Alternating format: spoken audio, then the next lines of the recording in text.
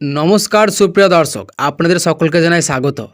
আজকের এই আবহাওয়ার বিশেষ প্রতিবেদনে আজ আমরা বিক্ষিপ্তভাবে আলোচনা করব পশ্চিমবঙ্গের আবহাওয়ার বর্তমান পরিস্থিতি।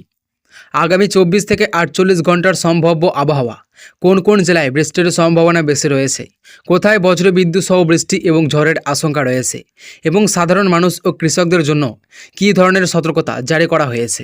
প্রথমেই রাজ্যের সামগ্রিক আবহাওয়ার দিকে নজর দেওয়া যাক। বর্তমানে পশ্চিমবঙ্গের বিভিন্ন জেলায় গরম ও আর্দ্র আবহাওয়া অনুভূত হচ্ছে। দিনের বেলায় রোদের তেজ বেশ ভালোই রয়েছে, তবে দুপুরের পর থেকেই আকাশে মেঘ জমতে শুরু করেছে। এই পরিস্থিতির কারণে বিকেল এবং সন্ধ্যার দিকে বিভিন্ন জেলায় বজ্রবিদ্যুৎ সহ বৃষ্টির সম্ভাবনা তৈরি হয়েছে। দক্ষিণবঙ্গের কথা যদি বলি, তাহলে কলকাতা, হাওড়া, হুগলি, উত্তর 24 পরগনা, দক্ষিণ 24 পরগনা, পূর্ব মেদিনীপুর, পশ্চিম মেদিনীপুর, ঝাড়গ্রাম, বাঁকুড়া, পুরুলিয়া, পূর্ব বর্ধমান, পশ্চিম বর্ধমান, বীরভূম, নদিয়া এবং মুর্শিদাবাদ জেলার বেশ কিছু এলাকায় আকাশ আংশিক মেঘলা থাকতে পারে। দুপুরের পর থেকে মেঘের পরিমাণ বাড়বে এবং সন্ধ্যার দিকে কোথাও কোথাও বজ্রবিদ্যুৎ সহ বৃষ্টির সম্ভাবনা তৈরি হয়েছে। বিশেষ করে যেসব এলাকায় দিনের বেলায় তাপমাত্রা বেশি থাকবে, সেসব জায়গায় বিকেলের দিকে কালো মেঘ জমে স্থানীয়ভাবে বজ্রঝড় তৈরি হতে পারে। এর ফলে কিছু এলাকায় হঠাৎ করেই দমকা হাওয়া বইতে পারে। ঘন্টায় 50 থেকে 60 কিলোমিটার বেগে দমকা ঝোড়ো হাওয়া বইবার সম্ভাবনা উড়িয়ে দেওয়া যাচ্ছে না। এবার আসা যাক উত্তরবঙ্গের আবহাওয়ার দিকে। দার্জিলিং, কালিম্পং, জলপাইগুড়ি, আলিপুরদুয়ার, কোচবিহার জেলায় তুলনামূলকভাবে বৃষ্টির সম্ভাবনা বেশি রয়েছে। পাহাড়ি এলাকায় মাঝারি থেকে ভারী বৃষ্টিপাত হতে পারে। পাশাপাশি কিছু এলাকায় বজ্রপাতের ঘটনাও ঘটতে পারে। পাহাড়ি রাস্তা ব্যবহারকারীদের জন্য সতর্কতার সঙ্গে চলাচল করার পরামর্শ দেওয়া হয়েছে। উত্তর দিনাজপুর, দক্ষিণ দিনাজপুর এবং মালদা জেলার বিভিন্ন এলাকাতেও বিক্ষিপ্ত বৃষ্টির সম্ভাবনা রয়েছে। দিনের বেলায় গরম থাকলেও বিকেলের দিকে আবহাওয়ার পরিবর্তন হতে পারে। আকাশে মেঘের পরিমাণ বৃদ্ধি পাওয়ার পাশাপাশি বজ্রবিদ্যুৎ সহ বৃষ্টি দেখা যেতে পারে। এদিকে রাজ্যের কৃষকদের জন্য গুরুত্বপূর্ণ খবর রয়েছে। বর্তমানে অনেক এলাকায় চাষের কাজ চলছে। যেসব কৃষক ধান, পাট বা অন্যান্য ফসলের পরিচর্যা করছেন, তাদের আবহাওয়ার আপডেটের দিকে বিশেষ নজর রাখতে হবে। বজ্রঝড়ের সময় খোলা মাঠে কাজ করা বিপজ্জনক হতে পারে, তাই আবহাওয়া খারাপ হলে নিরাপদ স্থানে আশ্রয় নেওয়ার পরামর্শ দেওয়া হয়েছে।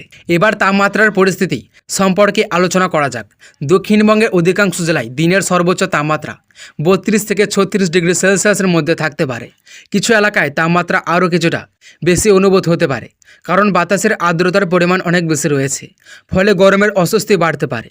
রাতের তাপমাত্রা তুলনামূলকভাবে কিছুটা কম থাকতে পারে, তবে আর্দ্রতার কারণে অস্বস্তি আবহাওয়া বজায় থাকতে পারে। বিশেষ করে শহরাঞ্চলের গরমের অনুভূতি বেশি হতে পারে।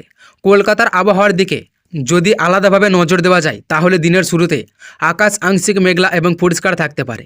দুপুরের পর থেকে মেঘাচ্ছন্ন বাড়বে। সন্ধ্যা বা রাতের দিকে শহরের কিছু এলাকায় হালকা থেকে মাঝারি বৃষ্টিপাত ও বজ্রবিদ্যুৎ সহ বৃষ্টির সম্ভাবনা রয়েছে। এবার মুর্শিদাবাদ জেলার আবহাওয়ার কথা বলে নেওয়া যাক। জেলার বিভিন্ন এলাকাতে দিনের বেলায় গরম ও আর্দ্র আবহাওয়া বজায় থাকতে পারে, তবে বিকেলের দিকে মেঘ জমে বৃষ্টির সম্ভাবনা তৈরি হয়েছে। কোথাও কোথাও দমকা হাওয়া বইতে পারে, তাই বাইরে বের হলে ছাতা সঙ্গে রাখার পরামর্শ দেওয়া হয়েছে। নদিয়া, বীরভূম এবং পূর্ব বর্ধমান জেলাতেও একই ধরনের আবহাওয়া দেখা যেতে পারে। দিনের বেলায় গরম থাকলেও সন্ধ্যার দিকে বৃষ্টি অনেক এলাকায় স্বস্তি এনে দিতে পারে, তবে বজ্র ঝুঁকি থাকায় সতর্কতা অবলম্বন করা জরুরি। তো সুপ্রিয় দর্শক, বজ্রপাতের সময় কিছু গুরুত্বপূর্ণ বিশেষ মনে রাখা অত্যন্ত প্রয়োজন। বজ্রঝড় শুরু হলে বড় গাছের নিচে আশ্রয় নেবেন না। খোলা মাঠে অবস্থান করবেন না। মোবাইল ফোন ব্যবহার কমানোর চেষ্টা করুন এবং বৈদ্যুতিক যন্ত্রপাতি থেকে দূরে থাকুন। নিরাপদ ভবনের ভিতরে আশ্রয় নেওয়ার সবথেকে ভালো হবে। মৎস্যজীবীদের জন্য সতর্কবার্তা রয়েছে।